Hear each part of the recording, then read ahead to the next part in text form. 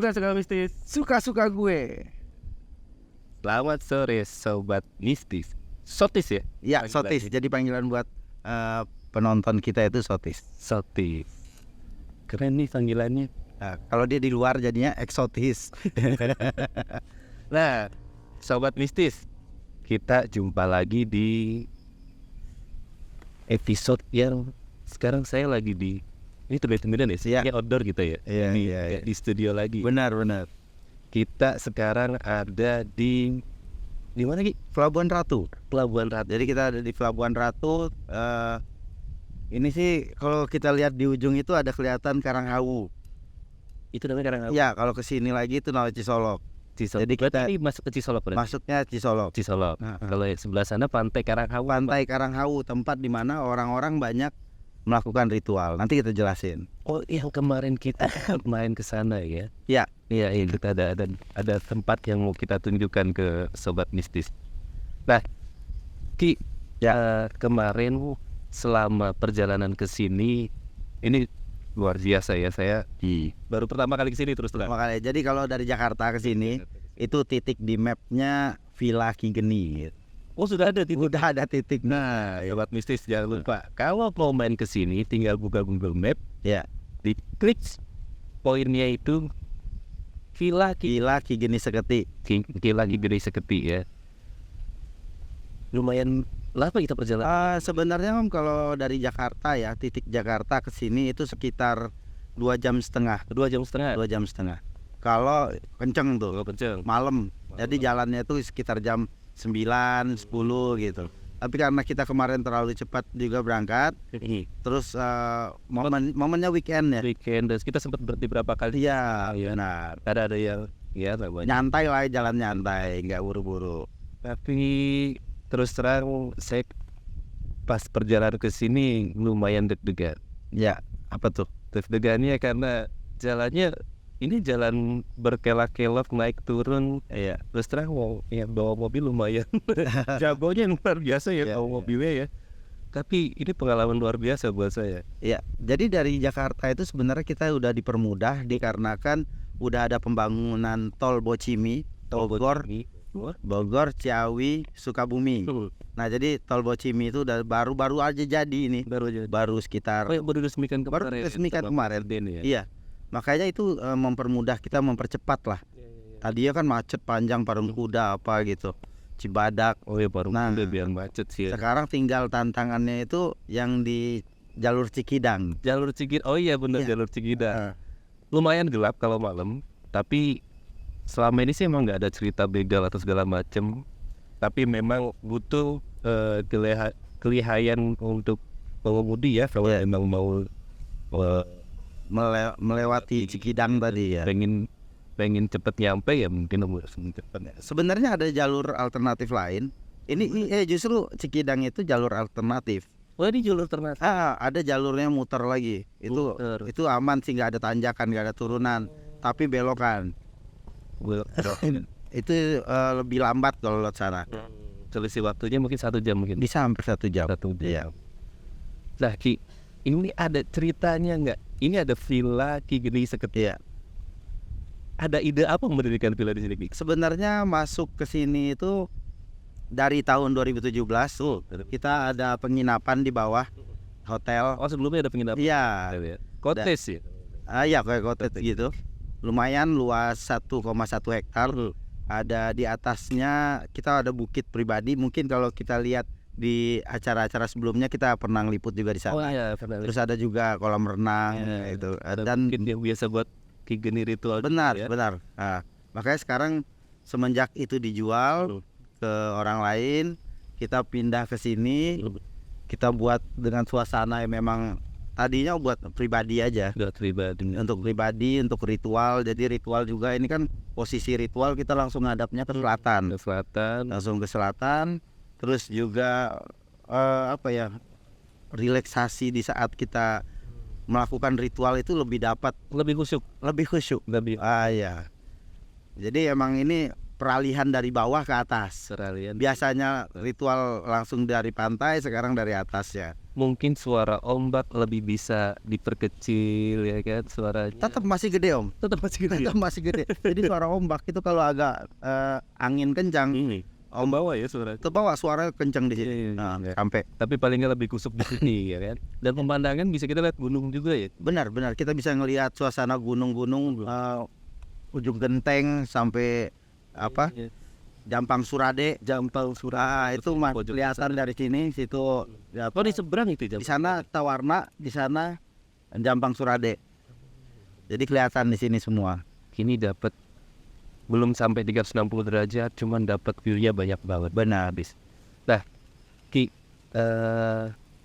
ini kan selama ini kan kita tahu Ki Geni ya ada di Padepokan di Ya. Jakarta. Benar. Apa ada kemungkinan Ki Geni pindah ke sini? Kalau untuk pindah sih belum Om ya. Belum ya. Belum. Jadi tapi di saat ritual saya banyak kan di sini. Jadi ada ritual khusus atau hajat-hajat khusus. Itu saya pasti ritualnya di sini karena dari sini ke pantai itu cuma jaraknya 500 meter. Lebih lah, mungkin sampai 700 lah ya. Dipotong jalan. Itu 700 meter. Jadi di sini juga langsung kita bisa langsung ke arah selatan, kita melihat langsung arah laut. Dan di sini memang benar-benar jalur angin dari selatan. Iya. Dan memang namanya Ki Geni ini memang kiblatnya ke laut selatan ya dia. Sebenarnya kiblatnya tuh bilang banyak selatan juga, Iya. ada campuran dari Dayak juga. Juga. Jadi campur-campur lah. Campur. Tapi karena memang lokasinya memang di Ya. pantai selatan ya udah langsung direct gitu ya. Benar. Jadi emang langsung didukung sama tempatnya. Ya. Karena banyak juga permintaan seperti pelet, pengasihan. Apalagi kita kan kalau ngambil susuk delima di sini Om ya. Langsung narik. Tapi langsung direct Ya, dari langsung dari pantai selatan. Wah luar biasa. Jadi Sobat Yustis, kalau ada request selebs yang butuh apa namanya itu Ki?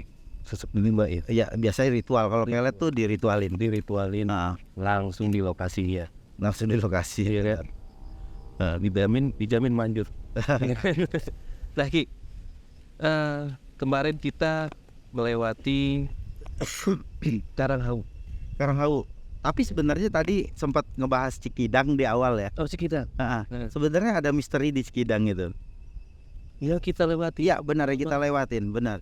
Itu di tikungan es itu. Iya. Itu banyak terjadi kecelakaan yang katanya menyangkut pautkan dengan sosok-sosok siluman. Tadi dulu. Kayaknya waktu saya yang pas di Tiruan es kan. Saya tidur kalau nggak salah ya. Iya, benar. Jadi kalau misal kemarin amit-amit kenapa-napa gitu kan, saya tetap dalam keadaan unyu gitu. Iya, Nggak ngelihat apa-apa gitu ya. Cuman ya ada kejadian semalam saya sampai ngimpi berantem juga katanya. Iya. Ngigo. Tapi itu balik dari sana ya, dari Karanghau. Iya, Benar. Oh iya betul dari Karanghau ya Ki ya. Betul. Wah, Itu kayak pendekar lagi berantem ya. dan nanti lupa pagi-pagi di apa gitu kan, dan malamnya cuma dikasih tahu, wah sampai ngigo berantem. Kembali ke Cikidang. Jadi Cerita apa? kalau untuk di Cikidang sendiri itu banyak yang ngelihat sosok-sosok seperti perempuan. Terus ada juga sosok yang menyerupai macan ya. Macan yang melintas, ada yang melihat seperti itu. Terus ada juga sosok-sosok mungkin kalau kita bilang jin yang menyerupai korban-korban dari kecelakaan yang di sana. Gitu. Oke. Jadi karena posisinya curam, terus juga penerangan kurang di sana, itu yang membuat mobil-mobil ataupun kendaraan yang lewat sana itu terkadang sulit untuk memandang dan dikamuflase sama sosok-sosok jin yang ada di sana. Seperti itu. Iya. Sosok-sosok ini sebenarnya kalau dari menurut pandangannya King Jan sendiri, ini emang sengaja dari dulu itu tinggal di situ. Gini, jadi kalau bisa dibilang ada memang sosok yang memang asli dari sananya. Terus ada juga yang memang jin yang datang karena timbulnya mitos tadi. dunia mitos. Nah, dari cerita mitos-mitos ini yang Nah, berkembang. sebelumnya belum ada mitos. Belum, karena kan orang takut lewat sana. Saya takut terus Dulunya takut. ntar di sana ada orang apa namanya perempuan lewat loh ini segala. Kalau dulu begal loh, orang gak ada yang takut hantu. Karena dulu orang takutnya di sana begal, karena jalannya masih kecil. Lebih serem begal sih. Lebih sereman itu. Kalau hantu kita bisa kabur ya. Kalau kayak begal kita kabur dia ngejar. Kalau ini Ah. mungkin mengagetkan, Iya, menyiarkan konsentrasi. orang yang Benar. sedang mengemudi. Jadi di saat kita berpikir kosong, kita memang udah kecapean. Nah, sosok inilah yang bermain melalui pikiran kita. Dan terus mulai dari pandangan juga melihat daun pisang seperti pocong, melihat ada yang tegak-tegak katanya ada siluman. Jadi seperti itu yang membuat permainan fata morgana lah di mata kita. Dan saya tertarik ketika mitos yang sudah dari masyarakat ini dimanfaatkan, Iya. dimanfaatkan oleh makhluk-makhluk ini Benar, untuk mewujudkan apa yang dipikiran betul sekali. orang yang lewat di situ ya. Iya. Jadi selama ini mungkin ya sebenarnya mungkin nggak ada mungkin sosok-sosok itu sebelumnya ya. Iya, karena orang lebih takut sama begal. Lebih tahu begal. Tapi nggak usah khawatir kalau mau datang kemari, insya Allah nggak. Udah aman kalau untuk dari kejahatan itu udah aman. Nah, sobat istis jangan takut kalau mau datang kemari, ya kan? Insya Allah tingkat kejahatan memang sudah nggak ada lah. Udah minim, udah nggak ada lah karena kita kan setiap minggu ke sini Om. Jadi dan jalan pun itu jam-jam malam. Jam malam terus kita Selalu malam ya. karena lebih lancar. Dan apalagi nanti kabarnya mau Iya. dibikin tol, ini bakal lebih memudahkan akses untuk datang kemari. Jangan lupa ya mau pengalaman yang menarik datang kemari. Datang dan langsung buktikan. Datang langsung. Nah Ki, kembali ke Karanghaung. Oke. Karanghaung. Ibu dari namanya aja karang. Ini ada batu karang besar ya. Mari kita lewat sedikit di pantainya ya. Selain orang yang mungkin berlibur, ada orang yang berjualan. Saya tertarik kemarin karena ada beberapa tempat di Karanghaung ini, termasuk ada karang berlubang-lubang. Betul. Kalau nggak salah sumur 7. Namanya Sumur 7. Nah itu ada cuplikan videonya kalau Ada. itu ada orang mandi di sana. Satu keluarga kalau nggak salah ya. Kayak Mungkin keluarga ada juga yang mungkin satu kerjaan, atau temenan. Iya. Itu ada sesaji juga. Ada, benar. Mereka sedang apa sih Ki? Sebenarnya gini, jadi kalau di Karanghaung sendiri itu ada tempat-tempat memang khusus untuk ritual. Khusus ritual. Ya, biasanya mereka itu di situ ada namanya karang ataupun Sumur 7. Sumur 7. Nah, kenapa namanya Karanghaung? Jadi Karanghaung ini artinya itu karang yang menyerupai tungku. Jadi air itu masuk dari bawah. Oke. Jadi membuat ombak ini benar. masuk ke bukan palung apa sih? Itu kan mungkin palung. Iya, jadi kayak lubang-lubang itu jadi membuat seperti sumur. Makanya namanya Karanghaung. Karena karang itu ada lubang yang bisa air masuk dari bawah. Seperti tungku untuk masak. Iya betul. Nah, apinya kalau dari ada masukin kayu dari bawah. Jadi kenapa Karanghaung itu artinya. Terus juga di sana memang dipercaya ada Sumur 7 tadi. Sumur 7. Itu dulunya katanya mitos ataupun ceritanya itu Ratu Pantai Selatan dulunya mengobati dirinya dengan air dari Sumur 7 ini. Tapi terbentuk sebenarnya alami ya Ki? Alami, tidak dibuat. Dan Ratu Pantai Selatan dulu mitos. Iya. Dia kan terkena diserang penyakit aneh, lari dari kerajaan, terus lari ke sini, ketemulah sama kiai-kiai besar di sini. Kan ada rasa kiai besar di sini yang harus sejarahnya berarti ya. Nah, ada guru lah yang menuntun dia di sini. Betul. Makanya kita naik ke atas dari Karanghaung, dari Sumur 7 itu ada tempat orang-orang berdoa. Dipercaya ini adalah makom ataupun tempat petilasan dari Nyi Roro Kidul. Nyi Roro Kidul yang kebetulan ada makamnya juga kalau nggak salah. Ada makom. Jadi dan makam ini makam kiai-kiai Oke. lama yang ada di sini. Videonya juga. Nah, saya tertarik sebelum kita naik ke makam. Karena kita kebalik ya kalau nggak salah. Iya, kita masuknya dari belakang. Karena jalur yang lebih cepat itu dari belakang kan ya. Saya tertarik ada satu situs batu yang dipagar, Ya. ya kan? Dan sempat saya minta Ki Geni untuk nyoba duduk di situ. Oke, ya. Ternyata ini petilasan dari Dari Soekarno. Soekarno, Iya. presiden pertama kita, Jadi itu lebih dikenal sebagai kursi Soekarno. kursi Soekarno. Makanya banyak juga dari kalangan pejabat yang datang ke sana, mau pejabat daerah, pejabat negara atau apa. Mereka datang ke sana duduk sambil meditasi, meminta petunjuk ataupun doa, dan memang suasana di sana itu saat kita bermeditasi khusyuknya lebih dapat. Dan apapun yang permintaan ataupun keluhan kita di situ seperti datang jawaban-jawaban. Nah, pejabat-pejabat ini banyak di sana.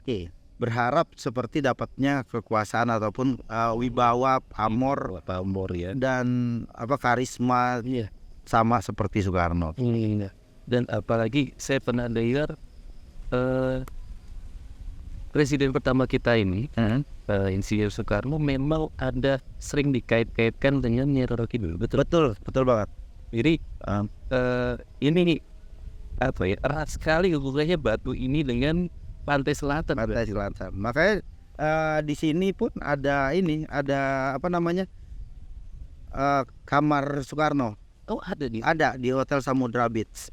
Hotel Samudra Beach. Ya, kita nggak sempat mampir karena memang hajatnya sih malam Jumat Kliwon besok kita bakal ke sana. Tetapi ya udah kita lewat aja, tapi ada cuplikan-cuplikannya kita punya. Kita pernah juga ngonten di dalamnya. Nah, di sana itu dipercaya bahwa Bapak Soekarno ini punya kamar di sana, kamar 308. 308. Ya. Jadi di kamar 308 beliau dapat wangsit, dapat mimpi, dapat petunjuk datangnya sosok dari Ibu Ratu. Makanya dilukiskanlah oleh pelukis Basuki Abdullah. Beliau yang melukiskannya mewujudkan sosok apa yang difikirkan oleh Pak Soekarno. Gitu. Sampai sekarang masih ada. Dan itu memang spesial khusus untuk meditasi. Di sekarang lebih dimanfaatkan sebagai tempat meditasi, tapi emang udah agak dikomersilin. Sebenarnya itu wajar karena untuk perawatan untuk inilah. Untuk orang tidak sembarangan lah. Jadi banyak juga orang mikir, wah udah komersil nih, udah matokin harga gini. Sebenarnya kalau yang saya anggap ini cuman untuk manajemennya, karena butuh perawatan, butuh dibersihkan, butuh juga kalau tidak seperti itu orang bakal siapa aja bisa masuk. Iya. Apalagi ini termasuk situs budaya. Iya. Itu sejarah, situs budaya juga. Private kan, tulisannya private. Jadi nggak sembarang orang sebenarnya bisa masuk, cuman kalau bayar bayar kalau mau meditasi jadi laka. Siapa tahu sobat bumi, sobat mistis mau nyoba bermalam bisa itu. Betul, bila.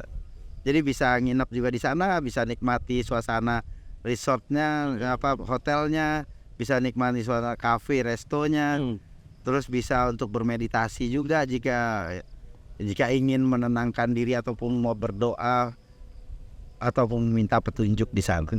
Nah, kembali ke Karanghawu.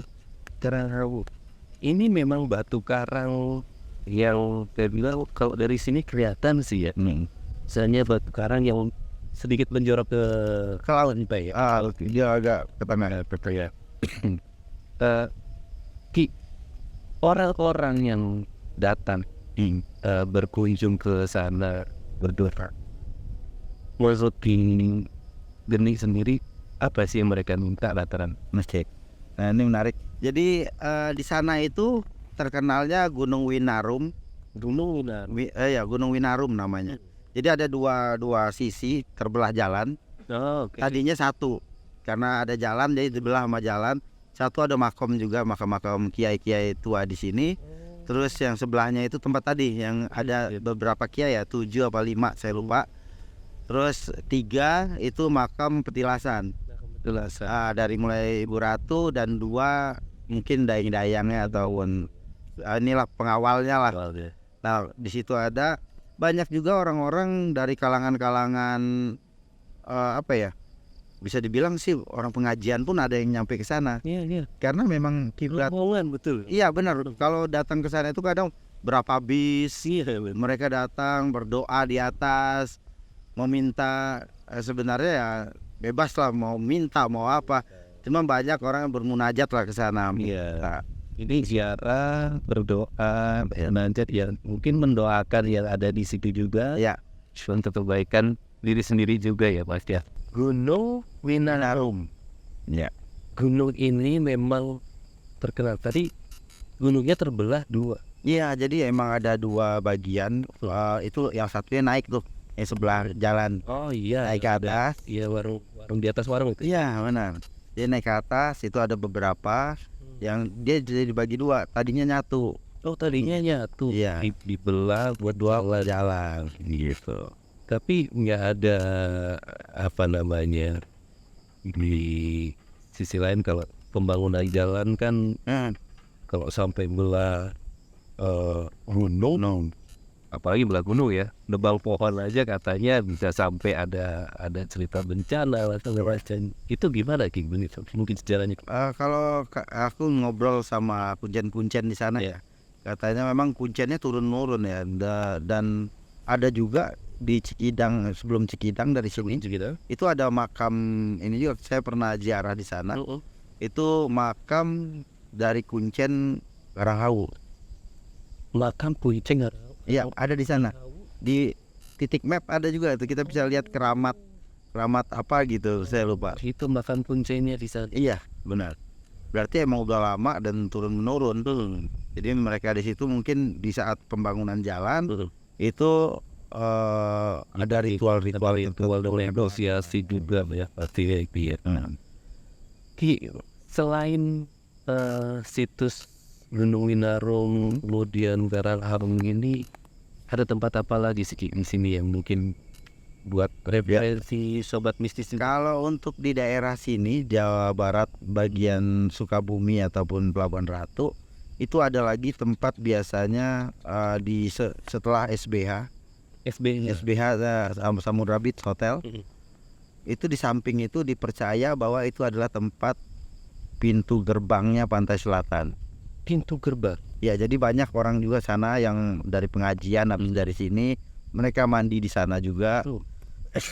Terus ada lagi di dekat sini ada namanya Gua Kelelawar. Gua Kelelawar. Iya, jadi itu memang kotoran kelelawar penuh dan situ dipercaya bahwa adanya sosok seperti jenglot. Ya, yang saya lihat di sana. Jenglot ini memang tinggal di sana. Iya. Sebagai penjaga atau jadi ada bisa dibilang seorang petapa yang dia dibilang gagal ya. Gagal moksa. Ada di sana. Terus ada lagi di sini baru dibuat juga, baru dibangun. Itu nama Vihara Loji. Vihara Loji itu dari sini sekitar 1 jam kita ke sana. 1 jam. Tempatnya memang dibangun, yang ngebangun memang dari orang dari Thailand. Mereka yang ngebangun di sana membuat banyak tempat-tempat ritual. Bahkan di sana ada juga ruangan Ibu Ratu di sana. Oh iya. Tapi itu di bagian paling puncak. Nah, kita harus naikin anak tangga banyak banget. Tapi ini bangunan baru. Dulu sempat dibakar sama warga. Oh, karena warga tidak inilah dengan mungkin paham nih di sana ya. Karena kan isu yang mungkin memprovokasi. Benar. Tapi dibangun lagi. Sama pengurusnya. Terus lebih banyak sih orang langsung ke pantai ya. Oh, pantai. Ritual. Saya tertarik sama yang pintu gerbang pantai selatan. Oh ya. Ini lebih spesifik berarti pintu goib. Pintu goibnya. Benar. Nggak ada bangunan fisik pintu. Nggak ada. Jadi emang di sana dipercaya bahwa pintu gerbangnya pantai selatan karena ada aliran sungai, muara dan laut.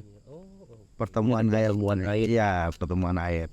Di sanalah dipercaya. Bahkan kita Kalau ke sana itu emang banyak tuh bisa ngelihat orang-orang lagi meditasi, ada yang lagi Oh iya. ritual. Dari Bener ramai, bawah ya. ramai banget. Nanti kita pulang itu bakal kita lewatin ntar. Nah Ki, ini mungkin termasuk mitos ya kalau di pantai daerah selatan Ya. panjang Jawa ini. Oh sepanjang Jawa sampai Malang pun seperti itu. Kemudian ini kalau kita pergi ke pantai nggak boleh pakai baju warna hijau karena terus terang kemarin saya udah packing baju, ya kan, terus dikemas lagi sama istri saya pas mau kesini diingetin ya yakin pakai baju hijau gitu. Iya. Karena memang katanya ke pantai selatan. Iya, saya minta penjelasan dari Ki Geni. Bener gak sih kalau kita ke pantai, apalagi khususnya pantai selatan ini nggak boleh pakai baju lebih khusus hijau ya? Hijau. Warna lain nggak masalah sebetulnya. Warna lain nggak masalah. Jadi memang ada sebagian yang bilang mitos. Secara logika ataupun secara sains itu sebenarnya kita bantah ya. Kalau secara logikanya, kenapa orang tidak boleh menggunakan warna hijau di pantai ataupun di sepanjang laut? Bukan selatan saja sebenarnya. Semua laut tidak boleh menggunakan warna itu dikarenakan warna itu menyaru saru sama warna laut. Jadi ditakutkan jika terjadi sesuatu tenggelam ataupun hanyut di ombak itu susah untuk mencari ataupun evakuasinya. Iya. Karena ada warna kita anak desain pasti tahu ya. Salt green salt apa ya? Salt green kalau nggak salah ya. Salt green sea. Ya, itu kan. Itu memang warna yang saya lihat kalau dari jauh. Jadi laut sebenarnya nggak benar-benar biru ya. Enggak. So malah saya bilang itu bukan masalah buta warna tapi ada hijau, ada birunya memang. Ada biru, ada hijau. Ada hijau. Tergantung kedalaman dan kedalaman, ya kan. Nah lebih ke hijau ini lebih ke daerah yang sebenarnya bukan yang dalam ya. Dangkal. Justru yang dangkal hijau ya. Dan pantai-pantai ini orang kalau misal main di laut mungkin sekeluarga bawa ada anak kecil juga pakai baju hijau. Kebetulan ombak ya nggak terlalu besar, unyu gitu kan, main lah lama-lama tertarik ke ada ini anak kecil pengen tahu pasti. Benar. Jangan kan anak kecil, orang gede aja kalau ombaknya wah masih bisa nih maju terus ya kan. Ini terlena dengan suasana dan kondisi. Nah, sedangkan ombak di laut itu nggak bisa diprediksi, kadang pelan, tahu gede anginnya. Ketika ke gulung, ya warna baju kita itu udah samar dengan warna air laut. Nah, tetapi di cerita yang sebaliknya, cerita mitos ataupun cerita bahwa dipercaya orang yang menggunakan baju hijau ini akan ditarik menjadi dayang-dayangnya Ratu Pantai Selatan, ataupun Nyi Blorong sekalipun. Ya. Alasannya ditarik oleh Nyi Blorong ini bicara mitos. Iya. Apa karena suka? Ya. Dayang-dayangnya ini dengan wah ini saya senang dengan baju yang warna hijau nih, kan? Atau karena marah? Kalau dibilang sih mereka tertarik dengan warna itu sehingga ini orang seperti udah menyerahkan dirinya, menyerahkan jiwa raganya untuk mengabdi ke Pantai Selatan. Oh iya. Dan satu lagi yang sering saya lihat lukisannya Roro Kidul gitu ya. Emang bajunya itu serba hijau ya? Iya, rata-rata aksesorisnya semuanya kebanyakan dominan 80% tuh warna hijau. Terus juga kita bisa bilang kalau karena kan masih ambigu ya antara jin, dia ini jin siluman atau apa. Nah, itu. Jadi kita kembalikan lagi ke pengetahuan secara logis aja ya. Secara logis bahwa sesungguhnya orang yang sudah takut dan dia tidak sadar bahwa dia memakai baju hijau, tingkat ketakutannya akan bertambah di saat mendengar ada cerita tidak boleh menggunakan baju hijau. Jadi doktrin ketakutan tadi masuk ke dalam pikirannya dan dia merasakan kekuatan-kekuatan yang udah di dirinya sudah drop. ditarik dengan energi yang ada, bangsa jin ataupun siluman yang ada, itu yang membuat orang tenggelam. Ya. Karena saya yakin warga masyarakat sebagian besar Jawa ya, Iya, apalagi yang pantai selatan, itu orang yang berkunjung ke pantai selatan pasti pernah mendengar cerita. benar. Dan saya yakin kalau orang yang mungkin tinggal di pantai ketika melihat entah itu nelayan atau mungkin yang penjual makanan di sekeliling situ, pasti mengingatkan. Iya, Ya kan? jangan menggunakan baju. Jangan pakai baju hijau mas gitu, Iya. gitu kan. Ketika dia sudah diperingatkan, timbullah kecamuk di pikirannya. Benar. Nggak fokus lagi ketika mau gitu kan. Walaupun jodoh, maut itu ada di tangan Tuhan. Paling tidak ketika kita ada apa namanya, ada informasi seperti itu, ya sempat pasti buat Pasti pikiran jadi kita. panik ya, jadi panik. Kepanikan itu yang membuat seseorang itu akan jadi kalut Iya betul. di saat dia teringat dengan, kan di saat kita berbicara, kita doktrin dengan ketakutan itu akan masuk ke alam bawah sadar, dia teringat dengan momen apa yang dibicarakan, itu timbul sendiri dan timbul kepanikan. Kepanikan. Benar. Betul, udah nggak fokus lagi main bola. Benar. Jadi kalau bercerita tentang pantai selatan sendiri sebenarnya panjang ya. Panjang karena awal mulanya dari sini dan berakhirnya sampai di Bali, sampai di Puas. Nusa Dua. Di sana ada juga tempat pemujaan. Tempat pemujaan di Sanur itu ada pemujaan ini juga. Kita gitu lihat ada tempat. Kebetulan teman saya puncennya di sana.